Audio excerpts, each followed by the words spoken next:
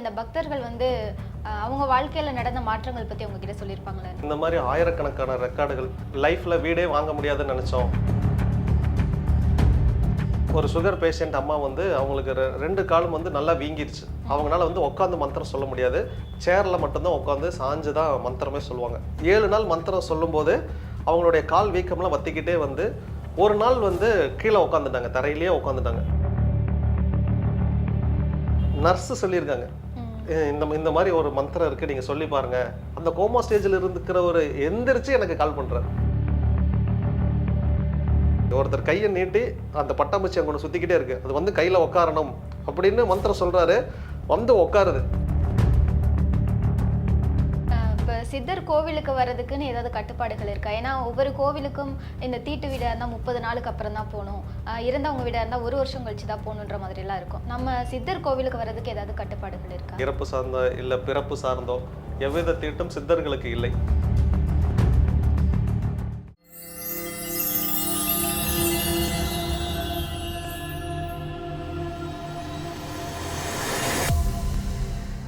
வேலை வேண்டுமா? Blue ocean இருக்கிறது. 10th 12th டிப்ளமோ டிகிரி படித்தவர்களுக்கு உணவு, தங்குமிடம், இஎஸ்ஐ, பிஎஃப் இன்சூரன்ஸ் உள்ளிட்ட சலுகைகளுடன் அனுபவத்திற்கேற்ற நல்ல சம்பளம் 15,000 முதல் 30,000 வரை. பெண்களுக்கு முன்னுரிமை. 2,000க்கும் மேற்பட்ட வேலை வாய்ப்புகள் உள்ளன. இப்போதே தொடர்பு கொள்ளுங்கள். Blue ocean. ஐத்தமிழ் தாய் நேயர்களுக்கு வணக்கம். இன்றைய ஆன்மீக சிறப்பு நேர்காணல்ல நம்ம கூட யார் இருக்காங்க அப்படின்னா, கேளக்கீர் சித்தர் தேவஸ்தானத்தின் நிறுவனரும் ஜோதிடருமான அசோகா சார் தான் இருக்காரு. பேசலாம். வணக்கம் சார். கேளக்கீர் சித்தர் நமோ நமக. இதே போல இந்த பக்தர்கள் வந்து அவங்க வாழ்க்கையில நடந்த மாற்றங்கள் பத்தி உங்ககிட்ட சொல்லியிருப்பாங்களே? நடக்கவே முடியாதுன்னு நினைச்ச விஷயம் இது நடந்துருச்சு, தீர்க்கவே முடியாத பிரச்சனை தீர்ந்துருச்சு அப்படின்னு சொல்லியிருப்பாங்க உங்ககிட்ட. அந்த மாதிரி ஒரு சில விஷயங்கள் பகிர்ந்துக்க முடியுமா? இந்த மாதிரி ஆயிரக்கணக்கான ரெக்கார்டுகள் லைஃப்ல வீடே வாங்க முடியாதுன்னு நினைச்சோம், அப்படி வாங்கிட்டோம். அமெரிக்காவில் வீடு வாங்கிட்டோம். ஒரு சுகர் பேஷண்ட் அம்மா வந்து அவங்களுக்கு ரெண்டு காலும் வந்து நல்லா வீங்கிருச்சு. அவங்களால வந்து உட்காந்து மந்திரம் சொல்ல முடியாது. சேர்ல மட்டும்தான் உட்காந்து சாஞ்சு தான் மந்திரமே சொல்லுவாங்க. துபாயில் இருக்காங்க அவங்க. இப்போ அவங்க இந்த நம்ம விசேஷத்துக்கு துபாயிலேருந்து அந்த அம்மா வராங்க. அந்த அம்மா 7 நாள் மந்திரம் சொல்லும்போது அவங்களுடைய கால் வீக்கம்லாம் வத்திக்கிட்டே வந்து ஒரு நாள் வந்து கீழே உட்காந்துட்டாங்க, தரையிலேயே உட்காந்துட்டாங்க. உட்காந்து மந்திரம் சொல்லிட்டு இருக்காங்க. அவங்க மருமக பார்க்குறாங்க, என்னங்க அத்தை உங்களுக்கு எல்லாமே சரியாயிருச்சு? ஆமாம் சரியாயிருச்சு, இந்த மந்திரம் பாரு எவ்வளோ வெள்ளமையாக வேலை செய்யுது அப்படின்னு சொல்லி. அது எனக்கு ஆச்சரியம். 2வது அவங்க இந்த மாதிரி அப்பா வந்து ஐசியூவில் இருந்தாங்க, இந்த மந்திரம் சொன்னோம் நடந்துச்சு. கோமா ஸ்டேஜில் இருந்தாங்க, இந்த மந்திரம் சொன்னோம், அவங்க ரெக்கவரி ஆனாங்க. நர்ஸு சொல்லியிருக்காங்க, இந்த மாதிரி ஒரு மந்திரம் இருக்குது, நீங்கள் சொல்லி பாருங்க, நான் இந்த மாதிரி கேட்டேன் அப்படின்னாங்க. ஆனால் அந்த நர்ஸுக்கு என்னை பற்றி எதுவுமே தெரியாது. யாரோ ஒருத்தங்க அவங்கள்ட்ட சொல்லியிருக்காங்க, அவங்க அந்த கோமா ஸ்டேஜில் இருக்கிறவங்கள்ட்ட சொல்லியிருக்காங்க. அந்த கோமா ஸ்டேஜில் இருக்கிற ஒரு எந்திரிச்சு எனக்கு கால் பண்ணுறாரு, நான் இந்த மாதிரி சரி ஆகிட்டேன் அப்படின்னு. இந்த உலகத்தில் உயிரை தான் நீங்கள் யாருக்கும் கொடுக்க முடியாது. பணம் கொடுக்கலாம், ஒரு ஜாதகம் ஃப்ரீயாக பார்த்து கொடுன்னு கேட்டால் நான் பார்த்து கொடுப்பேன். எனக்காக கொஞ்சம் வீட்டுக்கு வந்துட்டு போங்க அப்படின்னா இதை என்னால் செய்ய முடியும். பட் உயிரை யாராலையும் கொடுக்கவே முடியாது. இத்தனை பேருக்கு உயிர் கிடைச்சிருக்கு அப்படிங்கிறப்ப எனக்கு அது ஒரு ஆத்ம திருப்தி தான். நான் என்ன நினச்சேன்னா, யாருமே இனி தற்கொலை எண்ணம் அவங்களுக்குள்ளே வரக்கூடாது. அப்படி ஒருத்தங்க இருக்கிறவங்கள நாம் ஒரு 10 பேரை மாற்றிட்டோம்னா இதுவே எனக்கு வாழ்க்கையில் லட்சியம் தான் நினச்சேன். நான் அந்த 10 பேருக்கு அதிகமான என் கண் கூட நானே பார்த்துட்டேன். அப்படிங்கிறப்ப நான் என்னத்துக்காக மக்களுக்கு நான் கொடுத்தனும் இந்த மந்திரத்தை, அது அந்த வேலை பரிபூர்ணமாக நடந்து முடிஞ்சிருச்சு. இதுக்கு மேலே நடக்கிற எல்லாமே எங்களுக்கு சர்ப்ளஸ் தான். இதெல்லாம் நாங்கள் இந்த லட்சியத்தை நோக்கி நாங்கள் இதை ஆரம்பிக்கவும் இல்லை, பண்ணவும் இல்லை. இதையெல்லாம் நாங்கள் கனவே காணாத விஷயம். அதை வந்து மக்களுக்கு தேவைப்படுது அப்படிங்கிறதுக்காக இந்த பிரபஞ்சம் தொடர்ந்து அதை இயக்கி கொண்டு தான் இருக்குது. நாங்கள் இதை டெவலப் பண்ணணும்னு எந்த பிரயாசமும் பண்ணலை, எந்த பிரயத்தனமும் பண்ணலை. இது தன்னை போல் நடக்குது. நாங்கள் அதுக்கு இசைஞ்சு கொடுக்குறோம், அவ்வளோதான். அதுக்கு மிகப்பெரிய சக்தி. கட்டுக்கடங்காத ரெக்கார்ட்ஸ். இன்றைக்கும் என் வாட்ஸ்அப் குரூப்பில் 25 குரூப் ஆயிடுச்சு. 18, 19, 20, 25 ஆயிடுச்சு. டெய்லியும் காலையில் முழிச்சா இன்றைக்கி யார் வாழ்க்கையில் என்ன அற்புதம் நடந்துச்சு. ஒருத்தர்னா தேன் குழவி வந்து என்னை கொட்டணும் அப்படின்னே கேட்டிருக்கிறார். வந்து கொட்டிட்டு வேற போயிருக்கு. நீங்கள் ஏன் இப்படி கேட்டீங்க அப்படின்னா, இன்னொருத்தருக்கு வந்து இந்த மாதிரி 11 முறை அவருக்கு தேன் குழவி கொட்டிடுச்சு. கொட்டி அவருக்கு இருந்த ஸ்கின் டிசீஸ் வந்து சரியாயிருச்சு.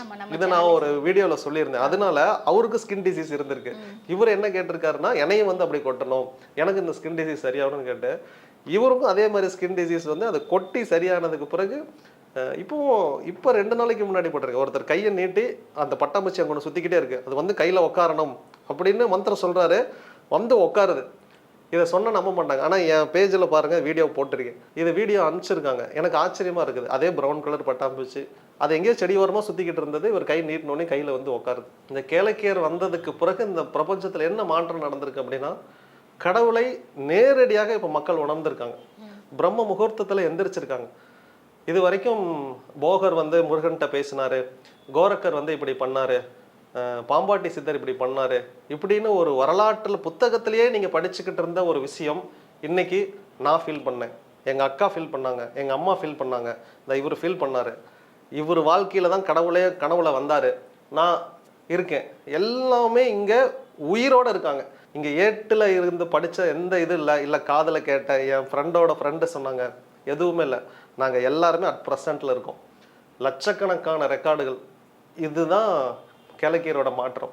இதை வந்து ஒரு மூட நம்பிக்கை, இது நடக்கலை, இது ஃபேக் நியூஸ் அப்படியெல்லாம் சொல்லிடவே முடியாது. ஏன்னா நான் எனக்காக போய் சொல்லலாம், லட்சக்கணக்கான பேர் எனக்காக ஏன் போய் சொல்லணும்? அதுக்கு வாய்ப்பே இல்லையே. அப்படி பண்ண முடியாது. ரெண்டாவது, குறுகிய காலத்தில் பண்ண முடியாது. பணம் கொடுத்தா கூட பண்ண முடியாது. ஆல் ஓவர் தமிழ்நாடுல 8 மாவட்டங்களில் நாங்கள் மீட்டிங் போட்டிருக்கோம். 8 மாவட்டத்துக்கும் குறைஞ்சது 1000 பேராவது வந்துடுவாங்க. இன்னைக்கு கேலண்டரே கிட்டத்தட்ட 6000 கேலண்டர் கொடுத்துருக்கோம். அப்போ நினச்சி பாருங்கள், இந்த மஞ்சள் கயிறு மட்டும் கிட்டத்தட்ட ஒரு 40,000 கயிறுக்கு மேலே கொடுத்துருக்கோம். இது எல்லாமே கேளக்கியரோட அருள். எப்படி இப்படி நடந்துச்சு அப்படின்னா எங்களுக்கு இது புரியல. இதுக்கெல்லாம் எப்படி எங்களுக்கு சக்தி வந்தது, இது எப்படி செஞ்சோம், ஸ்டில் இதெல்லாம் மிராக்கிள். இந்த மாதிரி சொல்லிக்கிட்டே போகலாம். நிச்சயமாங்க சார். இப்போ சித்தர் கோவிலுக்கு வர்றதுக்குன்னு ஏதாவது கட்டுப்பாடுகள் இருக்கா? ஏன்னா ஒவ்வொரு கோவிலுக்கும் இந்த தீட்டு வீடாக இருந்தால் 30 நாளுக்கு அப்புறம் தான் போகணும், இறந்தவங்க வீடாக இருந்தால் 1 வருஷம் கழிச்சு தான் போகணுன்ற மாதிரிலாம் இருக்கும். நம்ம சித்தர் கோவிலுக்கு வர்றதுக்கு ஏதாவது கட்டுப்பாடுகள் இருக்கா? இல்லை, எவ்வித கட்டுப்பாடுகளும் இல்லை. இறப்பு சார்ந்தோ இல்லை பிறப்பு சார்ந்தோ எவ்வித தீட்டும் சித்தர்களுக்கு இல்லை. இதெல்லாம் மனிதர்களுக்கு தான். அதனால எல்லாரும் மக்களும் வரலாம். Okay sir. அதே போல் சித்தருக்கு வந்து எப்படி பாசமானவரோ அதே மாதிரி கோவக்காரரோ அப்படின்னு சொல்லியிருப்பீங்க. எந்த மாதிரி விஷயங்கள்லாம் அவருக்கு பிடிக்காது? அப்படி பிடிக்காம கோவப்பட்டார்னா எந்த மாதிரியான நிகழ்வுகள் நடக்கும்? இதில் குறிப்பிட்டு சொல்லணும் அப்படின்னா, உண்மையிலே சித்தர் கோபமானவர் தான். அவரும் சரி, நானும் சரி. நியாயமானவங்களுக்கு கோபம் வரும். நாங்கள் என்றைக்குமே கரெக்டாக இருப்போம். பிகாஸ் ஏன் தப்பு பண்ணுறீங்க, அவ்வளோதான். நீங்கள் தப்பு பண்ணிவிட்டு எங்ககிட்ட வந்து சாரியெல்லாம் கேட்காதீங்க. நானே சொல்லுவேன், நீங்கள் சாரி கேட்கறதுனால, நான் உங்களை மன்னிக்கிறதுனால என்ன மாற்றம் நடந்துட போகுது? உங்களை மாதிரி இன்னொரு சோம்பேறி நான் வளர்த்துக்கிட்டு தான் போகிறேன். இவ்வளோதான் நடக்கும். நீ மறுபடியும் தப்பு பண்ண மாட்டாங்கிறதுக்கு என்ன கேரண்டி இருக்குது? இதுவே உனக்கு நான் பனிஷ்மெண்ட் கொடுத்தேன் அப்படின்னா உன் கர்மா ஒன்று கழிஞ்சிச்சு, உனக்கு ஒரு பயம் இருக்கும். அதனால் இந்த மன்னிப்புங்கிறத நானே அக்செப்ட் பண்ண மாட்டேன். நான் கடவுள்கிட்ட கேட்டாலுமே நான் தப்பு பண்ணால் நீ என்னை பனிஷ் பண்ணிடு அப்படின்னு தான் நானுமே கேட்பேன். இந்த கோபம் சித்தருக்கும் உண்டு தான். ஒருத்தர் என்ன பண்ணிட்டாரு, எப்போதுமே அந்த அவருடைய வாசம் அவர்கிட்டயே இருந்திருக்குது. கேளக்கியர் சித்தருடைய விபூதி நறுமணம் அவர்கிட்ட இருந்து, என்ன எப்போ பாரு எங்கிட்டே இருக்கிறீங்க அப்படின்னு ஒரு வார்த்தை கேட்டார். அன்னைக்கு கட்டானதுதான். அதன் பிறகு அந்த வாசனை அவருக்கு வரவே இல்லை. இன்னொருத்தங்களுக்கு வீட்டில் வந்து பட்டர்ஃப்ளை 2 நாளாக வீட்லேயே இருந்திருக்குது. ஐயா இங்கேயே இருக்குது, வேறு எங்கேயும் நீங்கள் போகலையா அப்படின்னு கேட்டிருக்காங்க. ஆக்சுவலி அந்த பட்டர்ஃப்ளை செத்து அதே இடத்துல விழுந்துருச்சு. அவ்வளோதான். அதன் பிறகு அவங்க வீட்டுக்குள்ளே எந்த பட்டர்ஃப்ளையும் வரல. அவங்களோட கோரிக்கை எல்லாமே பெண்டிங்கில் இருந்துருச்சு. இதுதான் ஒருத்தங்க கிட்ட அவங்க நம்ம கிட்ட நெருங்கி பழகுறாங்க, நம்மளோடய இருக்கிறாங்க அப்படிங்கிறத இந்த அட்வான்டேஜுங்கிற பேரில் உரிமை எடுத்து அவங்க கிட்ட ரொம்ப பழகும் போது இந்த உறவுகள் வந்து இங்கே துண்டிக்கப்படுது. கேளக்கிட்ட இந்த மாதிரி அட்வான்டேஜ் எடுத்துக்காதீங்க. அவர் ஒரு தெய்வம், அவ்வளோதான். அது உங்கள் வீட்லேயே இருக்கிறார், நீங்கள் கேட்டதெல்லாம் கொடுக்குறார், உங்கள் கூடவே இருக்கிறார் அப்படிங்கிறதுக்காக இந்த அட்வான்டேஜ் எடுத்து பேசுறது, நீங்கள் இன்னைக்கு எங்கேயும் வெளியே போகலையா அப்படின்னு கேட்குறது, அந்த மாதிரி எந்த வார்த்தைகளும் தவறாக உபயோகிச்சிடாதீங்க. ஒன்ஸ் இவர்கிட்ட இருந்து கனெக்ஷன் கட் ஆச்சுன்னா மீண்டும் இந்த கனெக்ஷன் வரவே வராது. இந்த கேரக்டர் எனக்கே இருக்குது. நானுமே யார்கிட்டையாவது ரிலேஷன்ஷிப்பை துண்டிச்சிட்டேன் அப்படின்னா மீண்டும் அவங்களோட ஒட்டவே மாட்டேன்.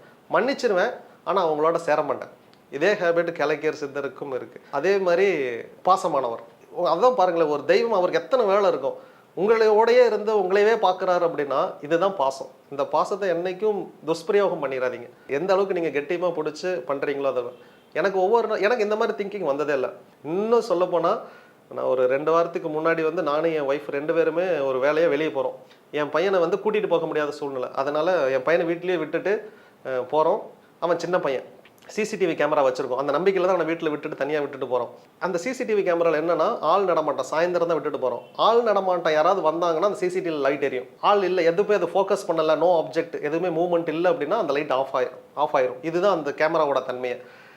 நான் காரில் உட்காந்துட்டு கேமரா பார்க்குறேன், லைட் எரியுது, இவன் விளையாண்டுட்டு இருக்கான், பால் விளையாண்டுட்டு இருக்கான், லைட் எரியுது, ஓகே விட்டுட்டேன். மறுபடியும் ஒரு அரை மணி நேரம் கழிச்சு பார்க்குறேன், அந்த கேமரா லைட்டில் இருக்கு, ஓகே சரி இவன் ஆடிக்கிட்டு இருக்கிறான் அதனால அந்த லைட் எரிஞ்சுக்கிட்டு இருக்குது அப்படின்னு. கொஞ்ச நேரம் கழிச்சு பார்த்தா அவன் உள்ளே போயிட்டான், வீட்டுக்குள்ளே போயிட்டான். உள்ளே போயிட்டா தெரியாது இந்த சிசிடிவி கேமராவில், பட் அந்த ஸ்டில் அந்த லைட் எரிஞ்சுக்கிட்டே இருக்குது. எனக்கு ஆச்சரியம், யாரா இங்கே இருக்காங்க அப்படின்னு. சரி ஓகே அப்படின்ட்டு திரும்ப நான் நைட்டு வரேன். ஒரு 1.25 மணி நேரம் கழிச்சு நான் வீட்டுக்கு வரேன். நான் கேட்டை திறந்த உடனே அந்த லைட்டை பார்க்குறேன், அந்த லைட்டு சிசிடிவியில் எரியுதா அப்படின்னு பார்க்குறேன். நான் இப்படி கேட்டை இப்படி தள்ளுற லைட் ஆஃப் ஆகுது. திரும்ப நான் மாடிப்படி ஏறி ஃபர்ஸ்ட் ஃப்ளோரில் என் வீடு படி ஏறும்போது அந்த லைட் எரியுது. அப்படின்னா நான் வீட்டுக்கு வர வரைக்கும் ஐயா அங்கே உள்ளே இருக்கிறார். இவன் பையனை விட்டுட்டு தனியாக போயிருக்கான். திரும்ப வர வரைக்கும் கேட்டை தள்ளின உடனே லைட் ஆஃப் ஆச்சு. அந்த ஒரு செகண்டை நான் பார்க்குற வரைக்குமே ஐயா வச்சுருந்தார். அப்போ நீங்கள் என்னைக்கு நான் வீட்டை விட்டு வெளியே போனாலும் பாதுகாப்புக்குன்னு இன்னைக்கு ஒரு ஆள் என் வீட்லேயே இருக்கிறார். கேமரா தான் அதுக்கு அடையாளம். நான் கேமராலையும் பார்த்தேன், கேமராலையும் இது தெரியுறாரா அப்படின்னு ஜூம் பண்ணி பார்த்தேன், கேமராவில் தெரியல. பட் அந்த லைட் வந்து அவ்வளோ பெரிய மாற்றம் எனக்கு பண்ணுச்சு. எனக்கே சந்தோஷமாக இருந்துச்சு. அப்பாடி இனி நம்பிக்கையை விட்டுட்டு போகலாம் அப்படிங்கிற அளவுக்கு. இதுதான் உங்கள் கூடையே இருந்து உங்களுக்கு பத்திரமா பார்த்துக்குவார். இவரை மாதிரி ஒரு ஜெட் ப்ளஸ் பாதுகாப்பு யாருக்கும் கிடைக்காது. உண்மையாலுமே நான் ஜெட் ப்ளஸ் பாதுகாப்பில் தான் இருக்கேன். நிச்சயமாங்க சார். உங்களுடைய நேரம் ஒதுக்கி நம்முடைய நேயர்களுக்காக நிறைய பயனுள்ள தகவல்கள் பகிர்ந்துக்கிட்டீங்க சார். நன்றி. கிழக்கே சித்த நமோ நமக.